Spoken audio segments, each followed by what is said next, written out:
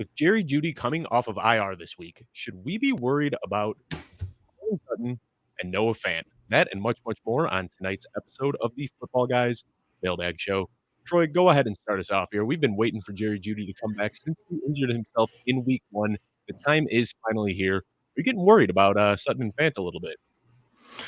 I would say I'm more worried about Fant than I am Sutton. I think Sutton's role is still secure. I think he's going to continue to be the number one wide receiver, but Fant was definitely taking advantage of Jerry Jeudy being out, because before the season started, we assumed that Jerry Jeudy was going to be more of the shorter target for Teddy, but then Fant's been getting those targets. Now I think it's going to be more evenly distributed between Fant and Jeudy. So I think it definitely hurts Fant more than it does Sutton. But I think all of them will be fine. Again, Fant he's been steady. So I think he could still be fine in terms of tight end land. I think he could still be a tight end one, but that's my only concern. I agree with you 100%. I want to hear what Victoria has to say about this, though. Vic, how are you feeling? Are you kind of expecting the same thing, that Sutton's role will be fine and Fant is the one that takes a little bit of a ding here? Big Booty Jeudy is back. Let's go. That's my No first one calls thing. him that. No one calls Well, him I that. just coined it. That's a coin from Victoria here. So I'm so excited that Jeudy is back.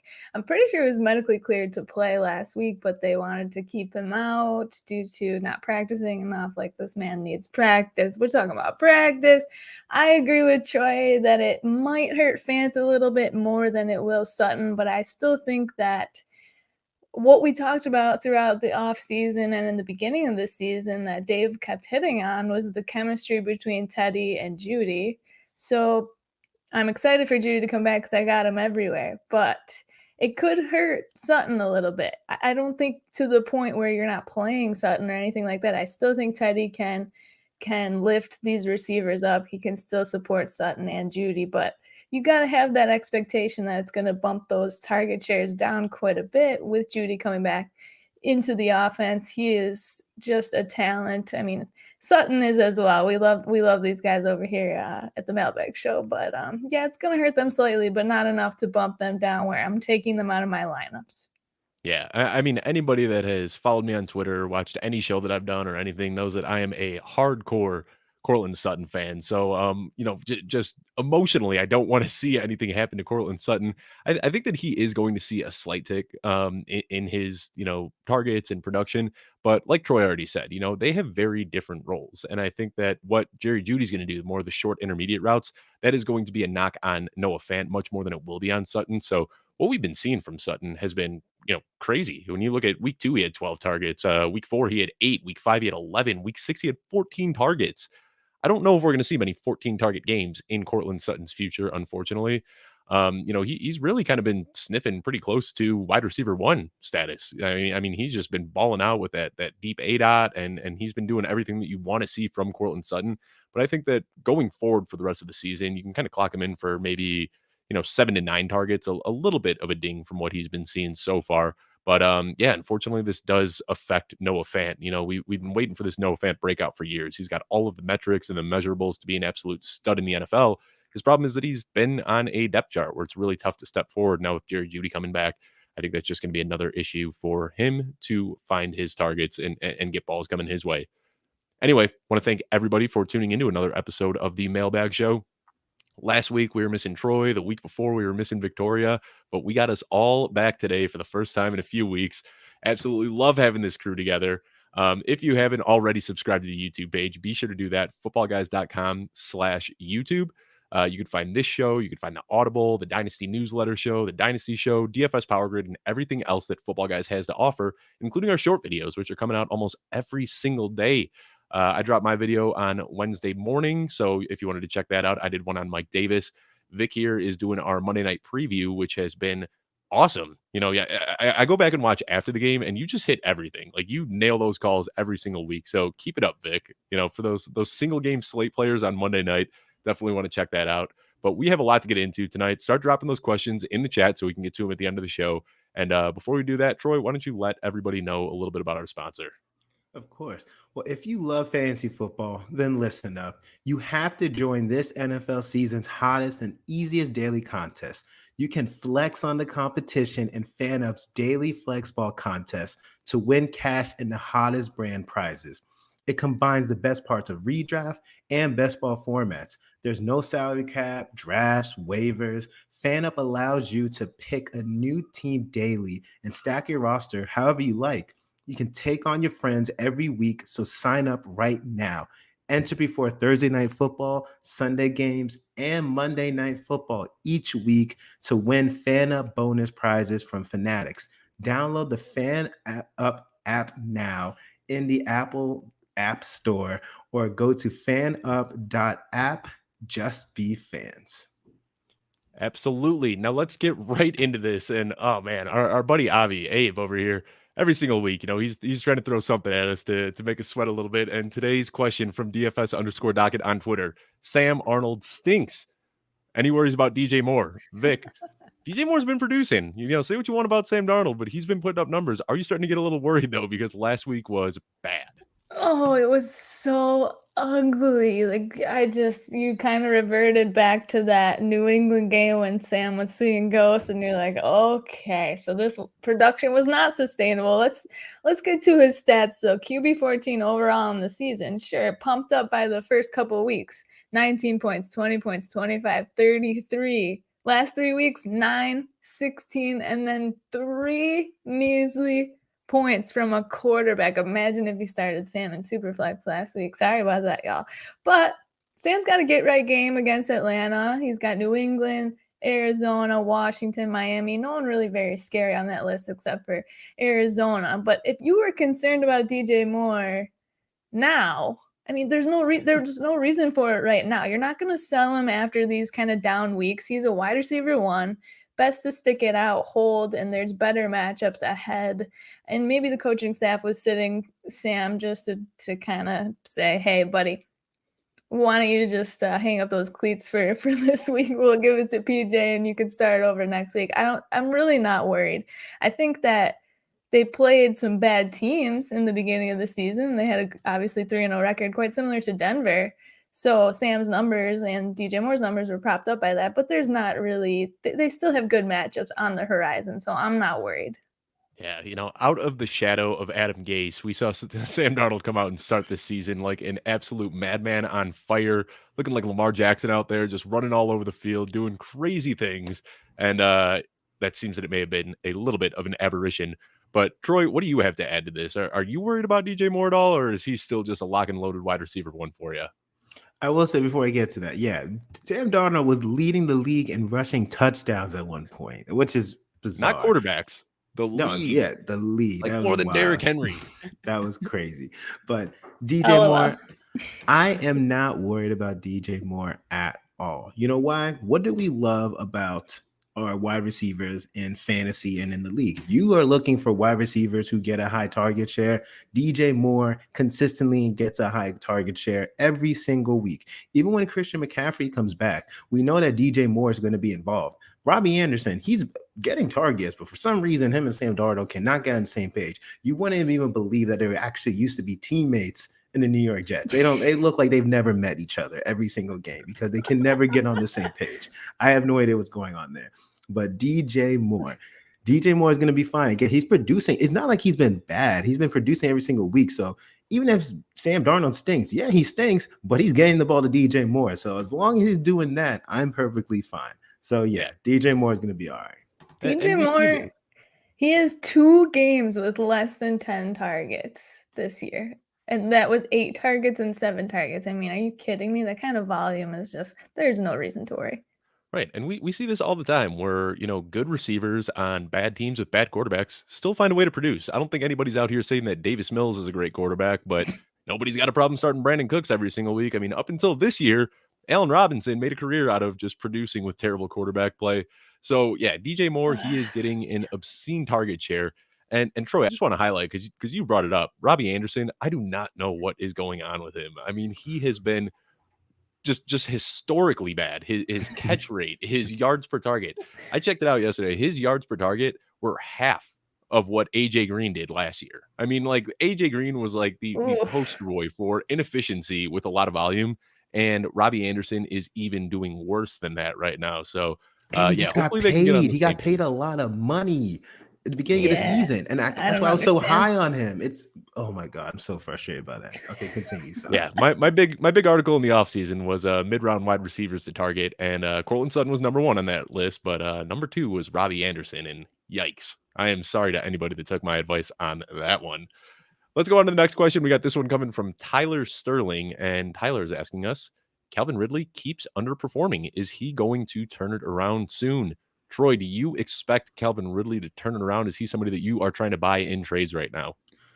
I'm absolutely buying. So he's another wide receiver, which he is due for a breakout game because he is consistently getting targets. I don't have the numbers in front of me, but he's gotten like, between 7, 8, 9 targets and every single game. Like he's getting a high target share, even it's higher than Pitts. I don't know this last game, but he's been getting consistently you've been getting targeted consistently, but for whatever reason, we're just not seeing those big games like last year.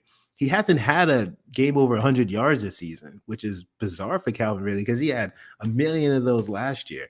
And I don't know if it's a Kyle Pitts effect because we saw him produce with Julio. So I don't know what's the big difference between, okay, like Kyle Pitts is there, Calvin Ridley should still be fine. And it's not, and I don't know if it's necessarily the coverage because when you watch the games, it's like Calvin Ridley's open a lot of the times. It's not like he's getting like always blanketed, but for some reason, him and Matt Ryan just haven't connected the same way that they used to connect last year.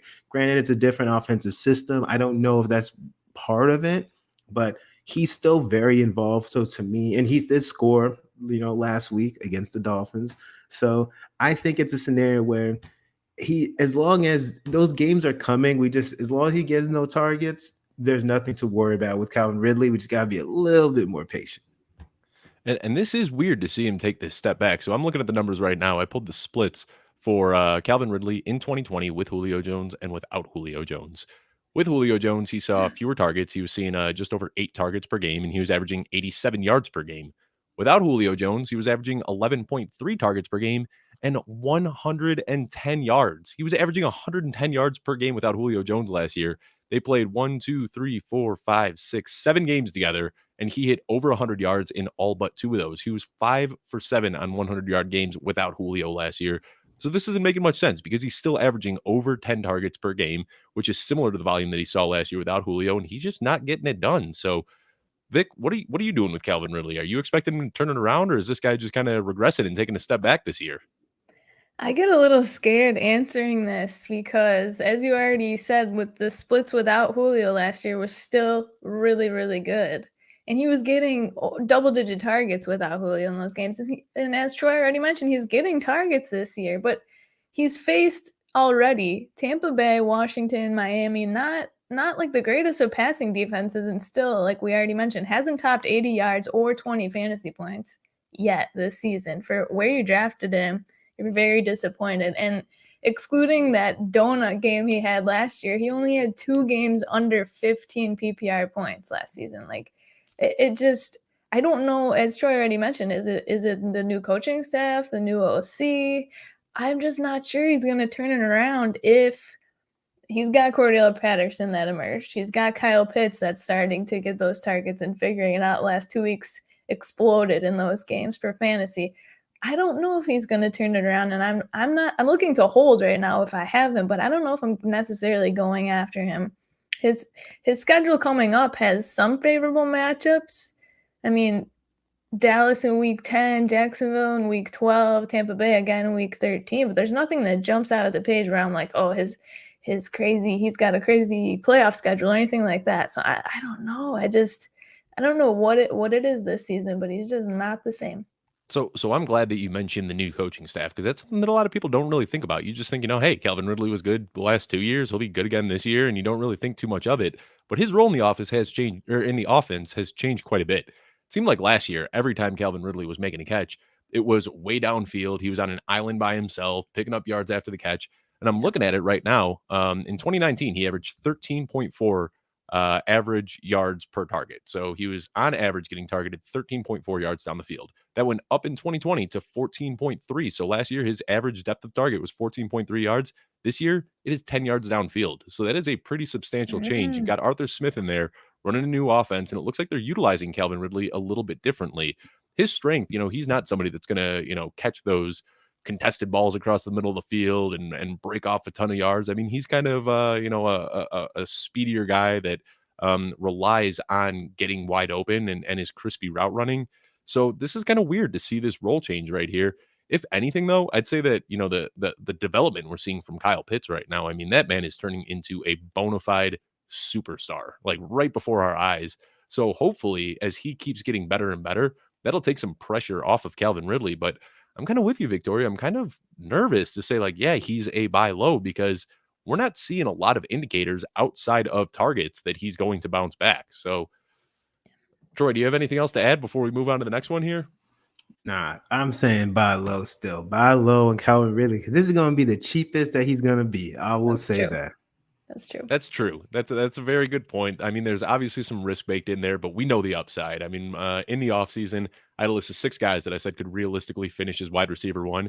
Cooper Kupp and Deebo Samuel were not on that list, but Calvin Ridley was. So, it's definitely disappointing to see the starts of the season that he is having.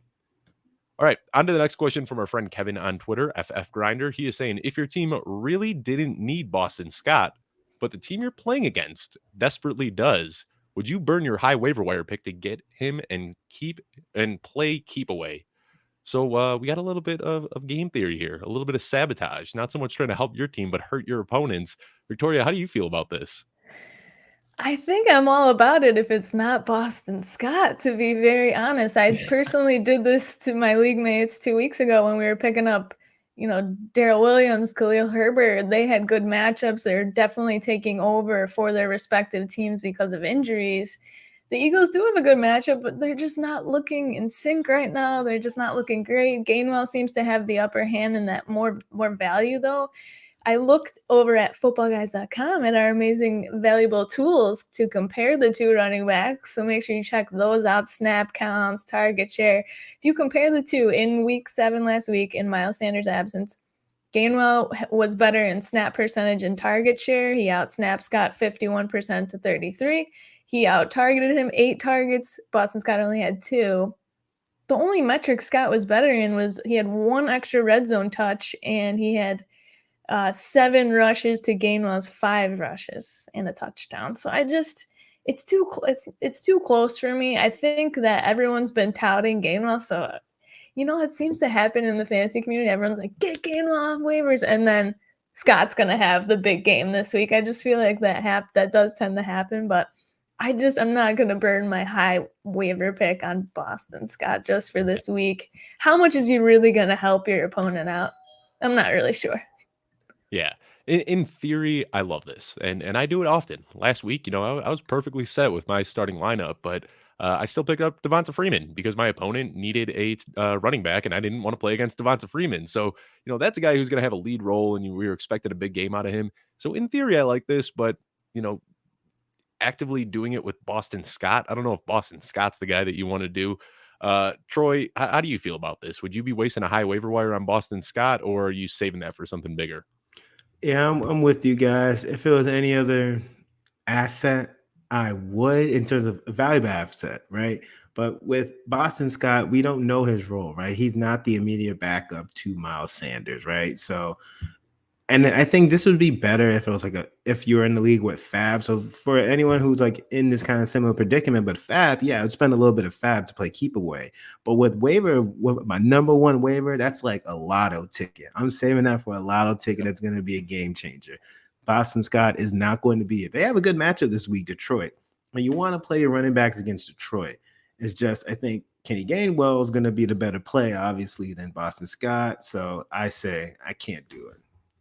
Well, since we are talking about, really valuable assets that you can get off the waiver wire right now, we got some breaking news that just came in a couple hours before the show, and our good friend Jimbo Swenson sent us an email, and he says, with Mark Ingram heading back to New Orleans, is Phillip Lindsay or David Johnson the back to roster? So is David Johnson somebody that you'd be wasting that high priority pick on? Kind of kidding, kind of serious. But Victoria, go ahead and help us out here. Is it Phillip Lindsay or David Johnson? Who is the back to have in Houston now? Oh goodness, I'm looking at the snap counts on Footballguys, and David Johnson's obviously the back you want. Phillip Lindsay's not been playing. He hasn't had over a 26% snap count at all ever this year. That is wild, considering I thought I saw him had a good week or two. But David Johnson's the guy you want, I guess. Dave, I'll let you speak to this since he's your boy, but I don't even know if I'm even unless I'm hurting, like my RB2 situation is just not figured out at all. Then I'd be willing to do it. But it's the Texans. I don't know what else to say. Yeah, and I mean, you can still have some guys that produce on not great teams. Personally, I love David Johnson. I think from here on out, with Mark Ingram out of town, call me crazy, but I'm going to have him slotted in as an RB2 for the rest of the season until he proves me wrong. We know that he's got the pass catching upside. That's been his role so far, is being the pass catcher right now in Houston. And now with Mark Ingram gone, I expect some of those carries to go to Phillip Lindsay and some of those carries to go to David Johnson, but those carries will give him a little bit of an extra floor. And then he's still got the upside as a pass catcher. Last year, he struggled through some injuries and whatnot. But if you look on a per game basis, he was RB15 overall last year. I mean, he was very, very serviceable on a not good Texans team. So I don't see any reason that he can't do it again. And the nice thing now is last year he was splitting touches with Duke Johnson, who was a great pass catcher. This year he's splitting touches with Phillip Lindsay, who is a very lousy pass catcher. So 100% of that passing down work out of the backfield should be going David Johnson's way. But Troy, who do you prefer here? Are all three of us kind of in agreement on David Johnson, or do you want to try to make a case for Phillip Lindsay? I'm not going to make a case for Phillip Lindsay. I'm going to say something about Phillip Lindsay in a second, but David Johnson is clearly the play. And also, it's game script, right? The Houston Texans are not a good team, and they're going to be playing from behind. So obviously, game script is going to be favoring David Johnson because he's going to be on the field because they're most likely going to be playing catch up in most games. And obviously, he's the pass catching back. For Phillip Lindsay, I was going to make a quick tangent. I still have no idea why he chose the Houston Texans in free agency. Like, he could have gone to the Jets, and we could have been talking about him so differently. No, like, it's still frustrating. Like, he made the choice to go to Houston when they already had these running backs, and he's getting no work. I don't understand. Troy, there's no state income tax in Texas. Okay, he said there's no playing time for Phillip Lindsay either, apparently. So less injuries to worry about. He's just coasting, getting paid, and that's it. Yeah, he's laughing all the way to the bank, Troy. He doesn't care. Right. Come on, man. He was on that undrafted free agent contract for a while. He was making ramen noodles and smelling his milk before he drink it, and now he's got no problems whatsoever. He's just out there rolling in cash. You're right. I'm still mad about that, Phillip. Come on. I am too. I mean, really, with the writing was on the wall for David Johnson to have a huge season, and then it was like back-to-back hits. It was like Phillip Lindsay, Mark Ingram, just completely nuked David Johnson's value. So I think that Lindsay still will have somewhat of a role here. But like I said, he is a terrible pass catcher, so I don't expect him to cut into that side of David Johnson at all. I don't think David Johnson has any sort of upside where he's going to be like a top 3, top 5 guy, anything like that. But, any running back that's going to see 12 to 15 touches a week is worthy of a fantasy football roster spot. So, I don't know if I'd waste the number 1 overall waiver priority on him, but he's a guy that I'd be totally comfortable if he's on your waiver wire throwing, 12 to 15% of your fab down and hoping that you get him this week. Well, we just talked about David Johnson and Duke Johnson last year, and this show's flowing so well. Just the questions work one after another. It's really nice. But we got Mike Harding asking us, is Duke Johnson signing in Miami going to hurt Myles Gaskin? Troy, you're the Dolphins guy. What are you thinking about this? All right, this is another signing that doesn't make sense to me. So help us out here. Of course. So I gotta address Gaskin real quick, right? So his usage has been very confusing the past couple weeks, besides these past 2 weeks. So it was like bad, good, right? With Gaskin. And a lot of it, and again, you never knew when to start him. These past 2 weeks, he's had solid games. Granted, a part of it was probably because Malcolm Brown got hurt last game, so that's why he had a good game when it should have been a bad game because of the pattern. But I digress.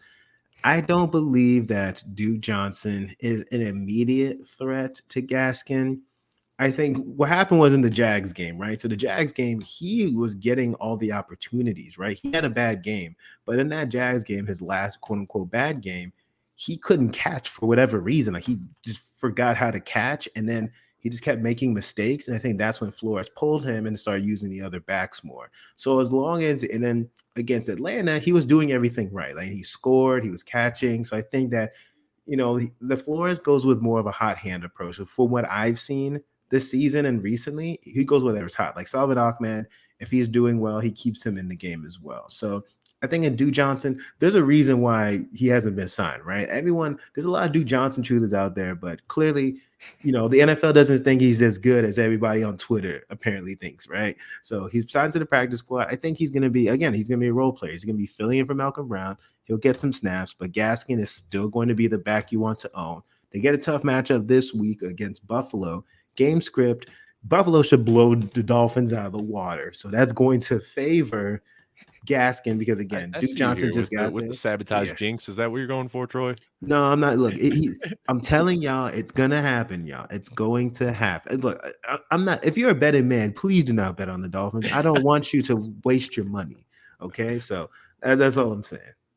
Yeah, and I think what you said, there's all these Duke Johnson truthers out there. Realistically, this man hasn't done a thing in the NFL. He's been like an average at best role player since he came in, but everybody still has these, memories of him in Miami just carving it up, and he looked great in Miami, but he has not been able to figure it out in the NFL. What was that? Oh, you're back on my Hurricanes. Yeah. I'm going way back. I'm going back to the college Duke Johnson here. I think that's what people still want to, try to capture that. But at this point, he's got to be 28, 29 years old. I don't know if he's going to be much more than a role player as well. Victoria, what do you add to this? Are you worried about Duke Johnson or not? Nothing serious from you? No, I think I'd continue to be more worried about Ahmed because he's looked good when he's filled in for Gaskin. He's looked good on his limited snaps. So I honestly think Duke is the third guy on the pecking order here. And Gaskin and the coaching staff is who's going to hurt Gaskin and the 1-7 Dolphins. Oh, sorry, 1-6. I'm getting ahead of myself. Yeah, put some respect on our name. Hey, but you're going to be 1-7, sir. The Buffalo Bills. The guy that was just screaming into his microphone, don't bet on the Dolphins. Yeah, look, I really don't want people to waste their money. I don't think they're going to cover. I don't know what the spread is, but it hasn't been looking pretty. Josh Allen and the Bills coming off of that horrible Titans loss, and coming off a bye. Bye to just let it melt into their brains and he's gonna come out there like freaking Thor and just stomp on y'all. It's gonna be ugly. I just have a feeling. I saw a chart today that were efficiency metrics, and the y-axis was the defense, and the x-axis was the offensive efficiency. And you got my Bears way down here in the corner. And then the Buffalo Bills were almost off the charts on offense and defense. I mean, this team is just as well-rounded as they can get. They are a fun team to watch this year. We'll be looking forward to seeing how their season turns out. Anyway, we got 3 questions left, and then we're going to the chat. I've already seen a bunch of questions coming in through the chat, so keep dropping those, and we will get to those very, very shortly. But the next question we've got is from Matt Kennedy, and he's saying, can I drop Allen Robinson? He has been awful. If you followed me on Twitter, you'd have seen I just said yesterday that it's time to drop Allen Robinson, and not because he might not be serviceable at some point, but I'm going to steal a line from our good friend Jordan McNamara over at Footballguys, who does the Dynasty show. This is one of those human hand grenades. Realistically, Allen Robinson probably isn't going to be seeing your starting lineup anytime soon. I mean, at this point, you're probably using him as like a wide receiver 4, wide receiver 5. I don't want to be rostering 4 or 5 wide receivers on my team. At this point, I know who my starters are going to be, so I will drop Allen Robinson. I'll let somebody else pick him up. I'll let somebody else plug them in their lineups and get those 2 to 3 points that he's going to be putting up on random weeks. That's how I feel about Allen Robinson. But there's a case to be made for keeping him around. There's even a case to be made for buying low on him. So, Troy, start us off here. What are you doing with Allen Robinson? Man, the only way you're not dropping him is if you're hoping by the trade deadline he gets traded. That's the only hope, because for what we've seen has been absolutely terrible, right? It's been absolutely terrible because he's clearly he's clearly number 2 to Mooney, which is shocking. But if you look at target share as long as Justin Fields has been the starter, he clearly prefers Mooney over Allen Robinson. So I just don't know when that shift's going to happen. And if it does happen, we need to see Justin Fields significantly improve for Allen Robinson to be a thing. And I'm assuming you have other options, right? Allen Robinson, at best, at this point, is a bye week filler. a bye week flex filler, right? If you just need to plug everybody's on bye or anybody's hurt, then yeah, that's when Allen Robinson could see a starting lineup. But other than that, he hasn't shown you anything, right? The only reason you'll be starting him is because name value. Because if it's just off production, he has done absolutely nothing, right? There's plenty of waiver wire guys. Like, give me KJ Osborne. KJ Osborne from the Vikings. I'd much rather start KJ Osborne from the Vikings than Allen Robinson, right? Just all you gotta do is look at the numbers. If you just didn't see the names or just saw the numbers, you'd want to do the same thing. So yeah, and maybe even instead of just dropping him straight up, you try to shop him around, see if you can get something. Like if I can get AJ Dillon, Alexander Madison, if I can get one of those high end, backup running backs, I might do that. So, maybe shop before you drop. That might be the move. But Victoria, what are you thinking with Allen Robinson? Just as Troy mentioned, the trade deadline is November 2nd, 4 p.m. Eastern. And at 4:01 p.m. Eastern that day, if Robinson is not traded, I'm pressing drop on all of my apps. And that's that, because Troy's right. KJ Osborne has better stats, and I'm stealing that, and I will be tweeting it tomorrow. It's going to be a fun little game. You better. I'll give you credit. I will give you credit. But he is just, Troy mentioned, fill him in when he's a bye week fill-in. Well, we all did that last week, and it was a smash matchup against Tampa Bay and their depleted secondary. And what do you get? 3.6 full PPR points. Just here's the thing. You got these guys on the waiver wire. There's always going to be a wide receiver that can benefit you on the wire. You're going to have Allen Robinson or Kadarius Toney. Obviously, Toney. Pittman. Christian Kirk, AJ Green, Waddle. I would take any of those guys off the wire. Dante Pettis has performed better than him. Yeah. Okay, that's just disgusting. So I guess the answer is just if you want to wait. Here's the thing: where's he gonna go if he gets traded? What if he goes to the Ravens, y'all? If he goes to the Ravens, he's going to have the same stat lines. It may be a little bit better, but I'd be very disappointed. So I don't know. Even if he does get traded, now I'm like, so much of this too is a mental thing with Allen Robinson. He has not been happy in Chicago for years. I thought the decision to franchise tag him was so bizarre because they had been trying to work out this long-term deal and they couldn't get to any sort of agreement on it. And it seemed like Allen Robinson was going to walk. And then it was so surprising when the Bears slapped him with a franchise tag. It's like you're in the middle of this rebuild. You're bringing in a brand new quarterback that you're drafting in the first round. Like, it didn't make a lot of sense to me at the time. But then I started to notice this in camp when I was watching highlights from camp and what I was reading from the beat reporters is that Justin Fields, first of all, didn't get a lot of time to practice with the ones. He was spending the majority of his camp practicing with the twos. And that's why he likes throwing the ball to Marquise Goodwin and Damiere Byrd and these other random guys. But another thing with Justin Fields is that he likes throwing to the wide open receiver. And I've probably said this on the show in the past, but Allen Robinson isn't a guy that gets open. He's a guy that makes contested catches, and Justin Fields doesn't trust him to make those catches. So instead, you see him, you'll see Allen Robinson somewhat open, and Fields will look at him real quickly, turn, and then he'll check down to a running back, or he'll throw, or he'll look for that deep shot downfield. So I think really this is just, a combination of Allen Robinson being mentally checked out, Justin Fields not getting the reps with Allen Robinson that he needed for them to build a rapport. And then number 3, Allen Robinson's skill set just not matching up that well with Justin Fields. So, wait until the trade deadline. But I don't know. I haven't heard any rumblings about a trade so far. Did you see that news today that Fields he's like, I'm scheduling Zoom meetings with all the wide receivers and we're going to work this out. It's like, Coach Fields, are you the coach? He's doing more than Matt Nagy is at this point, and it's just very goodness. And Fields also is not getting the ball out because he's getting sacked. The defensive linemen are getting to him before he can even get the ball out. So it's just been just disgusting. I don't know. It's frustrating. I'm going to drop him. I'm about to drop him right now. You see the athleticism and you see the arm talent from Fields, but his biggest problem so far was kind of what people were dinging him for as a prospect in college. He does not have the best pocket awareness. And, obviously easier said than done when you're watching it on TV, but it's like 2 to 3 times a game. You see him standing there with his feet planted, and you see an unabated rusher coming at him full speed, and I'm screaming at the TV like, boom, boom, boom, and just boom, he just gets blown up. It happens every single game without fail. Anyway, enough about the Bears. Let's move on. We've got a question from Paul Johnson here, and Paul Johnson is saying, Rashad Bateman saw a big decrease in target share from week 6 to week 7. What is the expectation for his usage going forward? Victoria, what are we doing with Rashad Bateman here? This is an interesting way of putting this question because, yes, the target share decreased, but he had the same amount of targets in each game that he started. 6 targets in each. He went 4 for 29 in the first game, 3 for 80 last week. He's playing 60 to 65% of the snaps, but Hollywood Brown in those 2 games, 5 targets and then 14 targets last week. He's the wide receiver 1 on the team.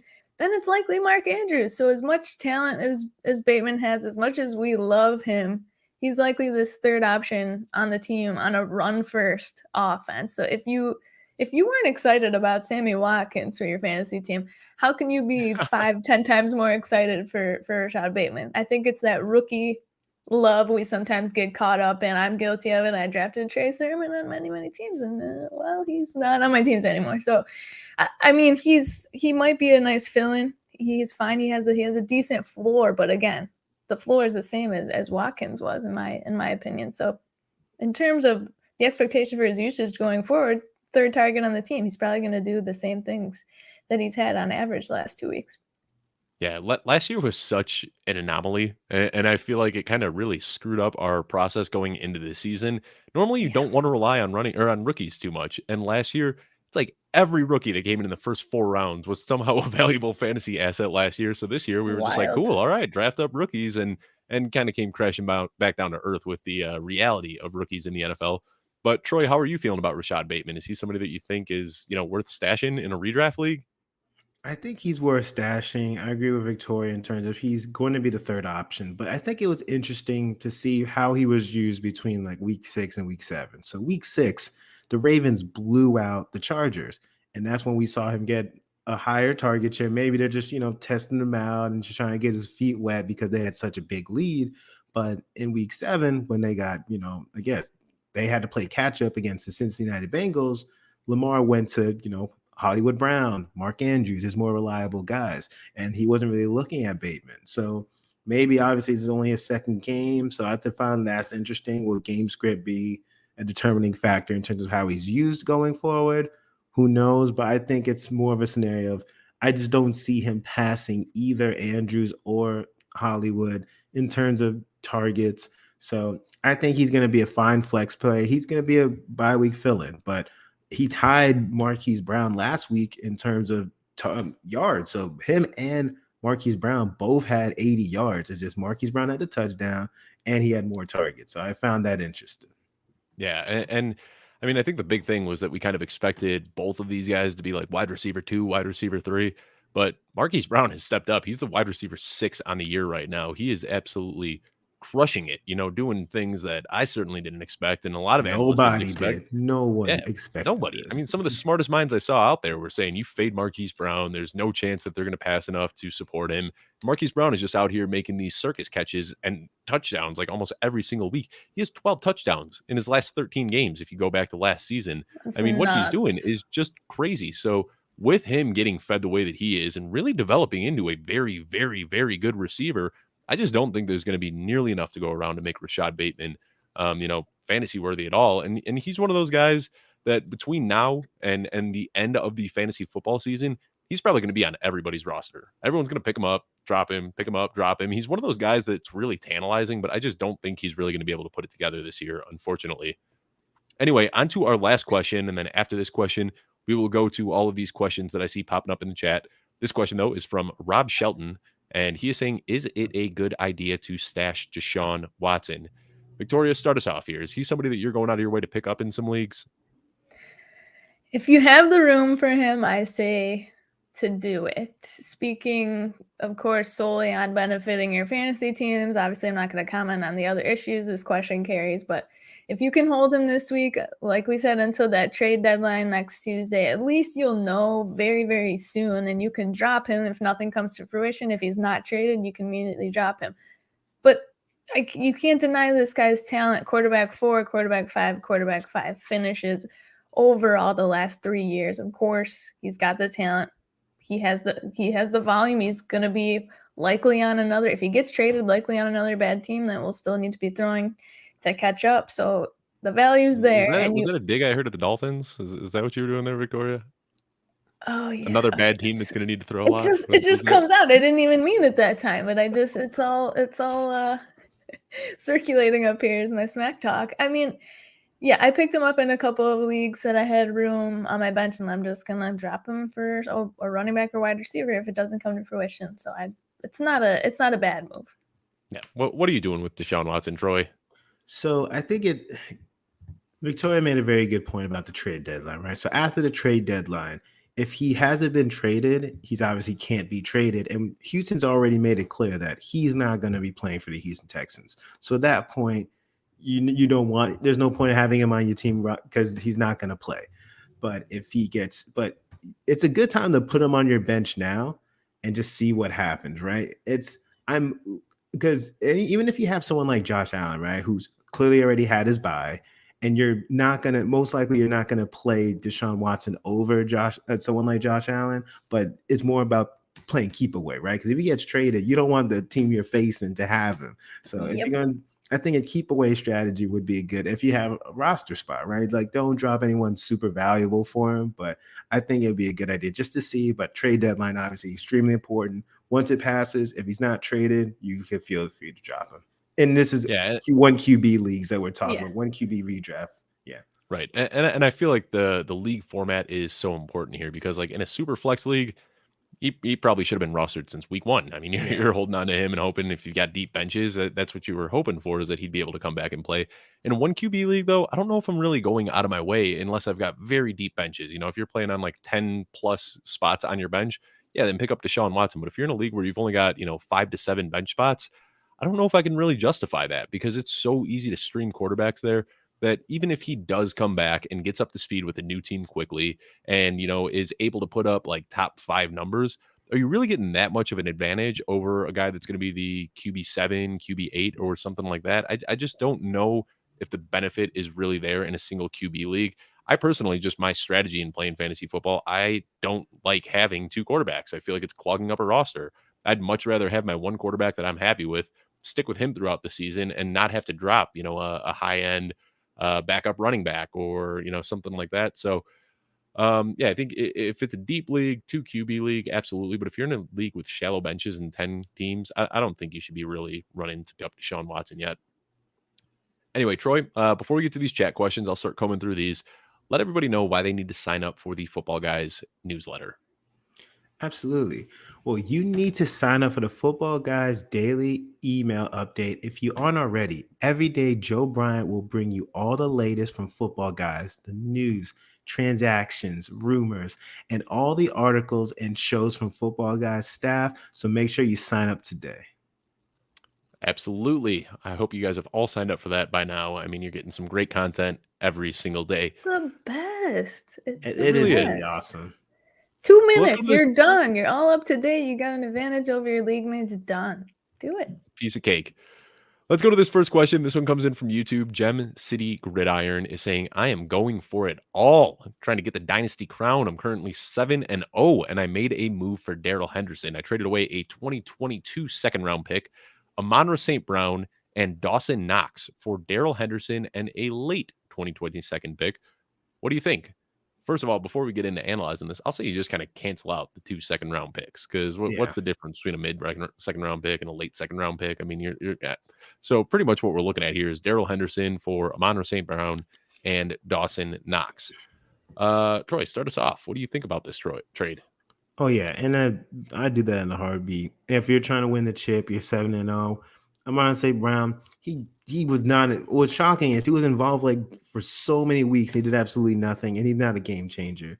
Knox, he's injured. He's had a good season, but again, Henderson is a game changer. He's the RB1 for one of the hottest offenses in the league. I like this trade for you.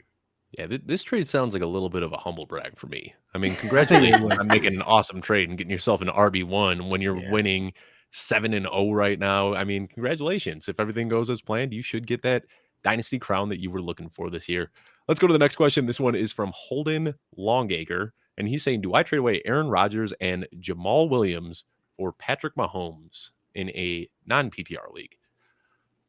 Nah. No, I'm definitely not doing that. I think you Patty, Patty. Wait. No, Patty is leading the league. Oh, go ahead. So it's trading away Aaron Rodgers and Jamaal Williams. I feel like you need to add a lot more to that Aaron Rodgers side to even that out. The way I'm looking at it right now, you got Patrick Mahomes, you got Aaron Rodgers and Jamaal Williams, and that Patrick Mahomes side is a lot heavier. So I feel like if you're giving up Aaron Rodgers plus, you need to add more than Jamaal Williams to get Patrick Mahomes. But it sounds like it's a deal. So I'm like, if you can make this trade, for the love of God, stop watching this show and make this trade. Make sure, I would do this immediately. Come back. We'll still be here for a couple more minutes. But yeah.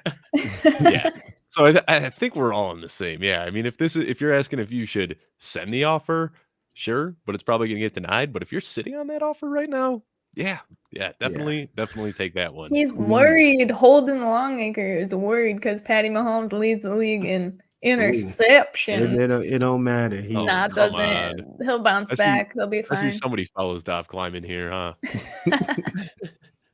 All right. Trying to go through. We've got a lot in the chat, but not many questions. So if you're still watching, drop those questions. All right, here we go. This is a good one. I like this.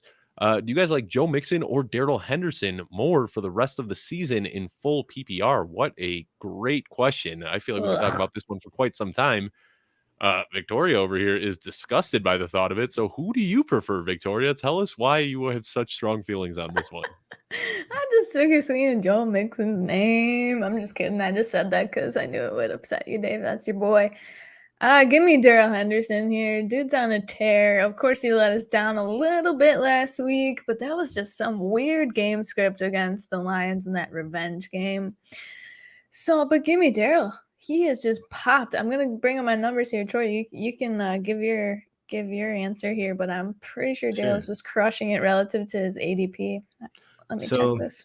Yeah, to be honest, I'm gonna agree with Victoria, and here's a couple of different reasons. When they're in the red zone, obviously Stafford throws all the passes to Cooper Kupp, but they make it a habit to give Darell Henderson the ball consistently in the red zone. The problem with Mixon is that last week, when they had a huge lead on the Ravens, you would think that they would be wanting to run the ball more. He didn't get that much volume. We've seen like Samaje Perine get involved, and I think, I don't know, it has something to do with his injury. Maybe it has something to do with Mixon's injury, but they don't run. He should see more volume, one in the passing game and just obviously rushing.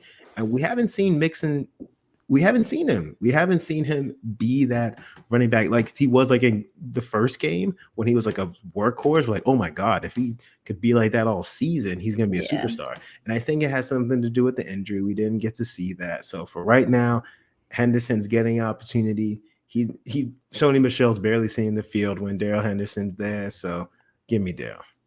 Now, listen, I'm not trying to sound like I'm suffering from take lock here, but you guys know Joe Mixon is my guy, and I'm still going to go with Joe Mixon here. He has been sharing some, touches with Chris Evans and Samaje Perine, but like you alluded to, I think that has a little bit to do with his injury. We've seen Joe Mixon, consistently just get better as the season goes on, so I expect him to get better than he is right now. And the one concern I have with Darell Henderson, and don't get me wrong, I love Darell Henderson. He's been balling out. I've got him on a few leagues, and it's a lot of fun to roster him. But Sean McVay, he's just kind of all over the place when it comes to running back usage. We saw last year, we saw Cam Akers be the lead back. We saw Malcolm Brown be the lead back. I mean, he has no problem going with the hot hand. So if Sony Michel, comes out and has, one good game, that might be all it takes for him to just start leaning on Sony Michel a little bit heavier. I hate that. We saw this happen last year, did we not? Because they were easing Cam Akers in as a rookie. What about the fact that Perine had the same amount, almost snap count, as Mixon last week? And you're going to say, because of injury. Well, Sony Michel also had a high snap count because of Darell Henderson's injury. So this is a tough one. No, I'm agree with Victoria. What happened was when Darell Henderson was hurt, Sony Michel got work, and he did well with that work. But the next game, it was Darell Henderson's show again. Sony was, his butt was warm on the bench. It was 25 PPI points in that next game. I feel like it was. Exactly. I mean, he just popped. Let me throw one more wrench in this conversation here. I'm sure you guys saw the reports yesterday that came out saying that Cam Akers could come back by the end of this season. He's not coming back. I mean, I'm just saying what I saw. I saw these reports all over yesterday talking about Cam Akers coming back before the season ends. Is that something that you guys are factoring into this? And even if he comes back, guess what's going to happen? Darell Henderson's still going to be RB1. What's the point? All right, buddy, you just came off this long injury. Come be our RB1 again. Nah, it ain't happening this season, bro. Maybe next season. All right, it's close. I'll give you that. It's close, but this is a good question. I'm giving like maybe like 55-45 towards Joe Mixon. I'm not really planting a flag. It's a good question. These are my favorite questions. The ones that actually strike a conversation. We disagree a little bit. So thank you for that one, Jake McMillin. Fantastic question. The next one we got is from Brett Burton. Start sit question. He's saying, should I start T. Higgins versus the Jets or Zach Moss versus the Dolphins at a flex spot in a standard league? I'm gonna go with Zach Moss here. We've talked about this, that it should be a blowout by the Bills. I think that game script works in his favor. Zach Moss should get plenty of leash in the second half of that game. T. Higgins has been kind of a disappointment. I hate to say it, but he hasn't really put it together. So I'm gonna go with Zach Moss on this one. What about you guys? I'll take it, so I'll let Victoria talk all about her Bills. So T. Higgins got targeted a lot last week, but he didn't do that much with them. And I think it's the Chase show, but it's the Jets, so it's such a juicy matchup. And I don't know how much. Yeah, hopefully by the way, Joe Mixon better do something this game. That's FYI. But but T. Higgins, I'm gonna go with Zach Moss, not just because there's gonna be a blowout, but the Dolphins are either, I think, second worst against running backs. They are terrible. Literally every running back who goes against them has a career game apparently this season. So if you have a running back, you play them against the Dolphins, or you might as well not play them at all. So Zach Moss is going to be a blowout. The linebackers are awful, so they're not going to stop Zach Moss. Play Zach Moss. Yeah. I think we're all in agreement on this one. We can move to the next question.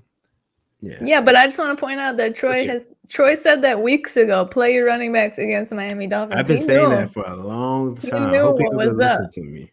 You heard it here first from Troy on the Mailbag Show. Let's go. Unfortunately, yeah.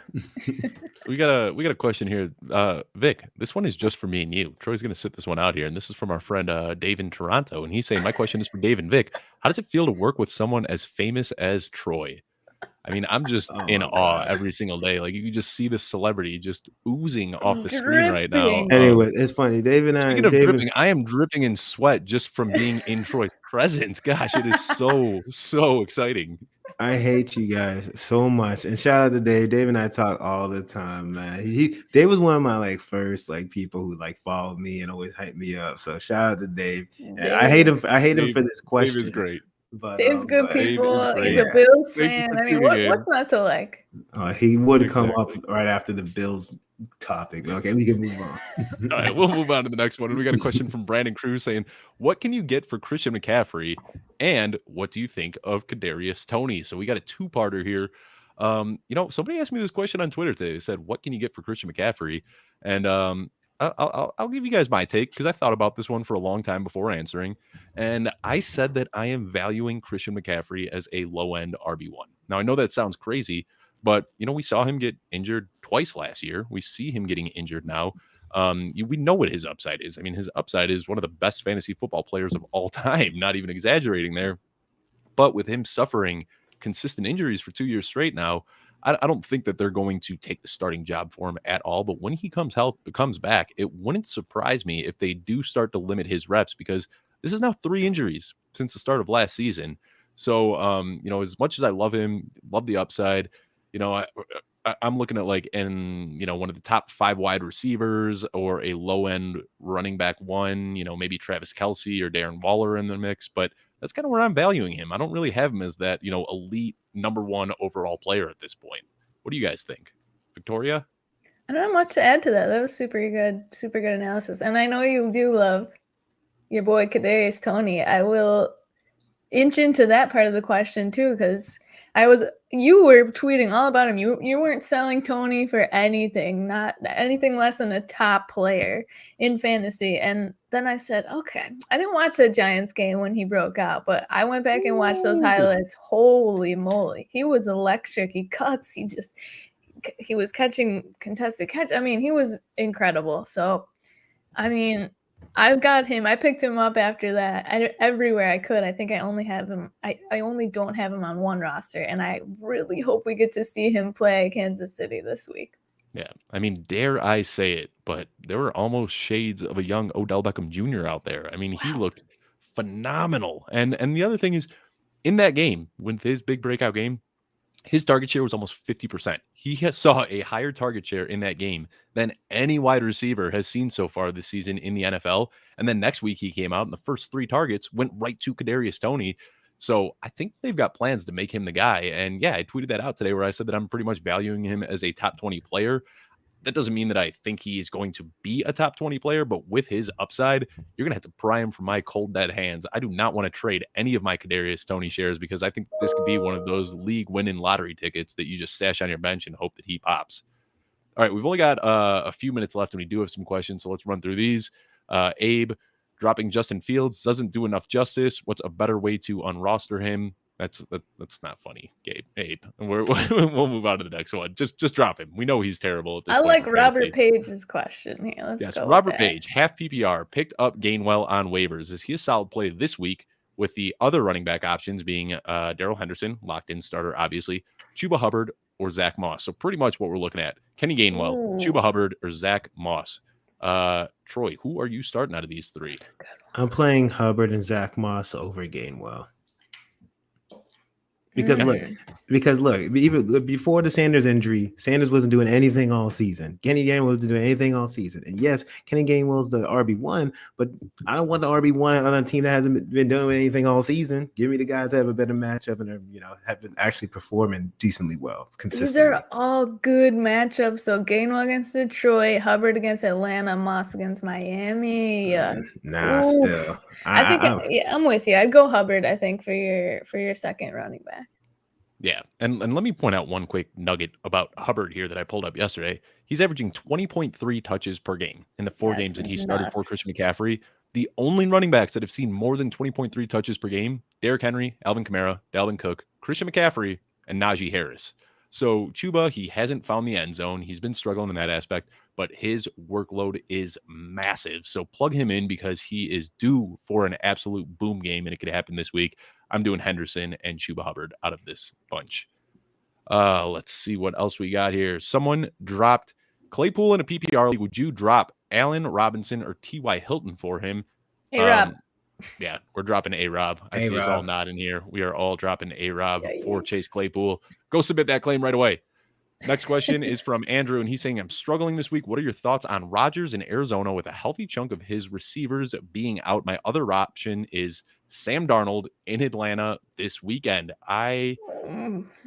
I'm going with Aaron Rodgers here. Aaron Rodgers, I mean, he had some seasons where he didn't even have a wide receiver one. Like, he produced an elite level with no wide receivers for an entire season. I think he's going to be just fine this week. I expect a lot of dump offs to Aaron Jones. I expect Robert Tonyan to be in the mix. Victoria, what do you have to add? I see a nod in agreement here. The only thing I have to add is, could you stomach putting Sam Darnold in your lineup over Aaron Rodgers and looking at it and then looking at your loss at the end of the week on Sunday night? Because I couldn't. I'd keep an Aaron Rodgers in. I will say, just to be fair, everyone who's gone against Atlanta has had amazing. I think they've been like QB1s almost every week. Tua was the QB1 last week overall against Atlanta. I'm still gonna go Aaron Rodgers, but like I'll say, you play DFS, you probably would want to play, some Sam Darnold. Yeah, I think Sam Darnold might be, the savvy move here, but I'm kind of with Victoria that if you start Sam Darnold and he has a terrible game and Aaron Rodgers goes nuts, you're not going to be able to stomach that. So I think that you start Aaron Rodgers in this situation. Anyway, I want to thank everybody for tuning in to another episode of the Football Guys Mailbag Show. So happy to have this trio back together, the triple option, me, Troy, Victoria. Be sure to follow us on Twitter if you haven't already. Hit the subscribe button on YouTube so you can see all these videos coming at you throughout the entire season. We will see you again next week, every Wednesday at 7:30 p.m. Central. Thank you so much for tuning in, and we will see you next week.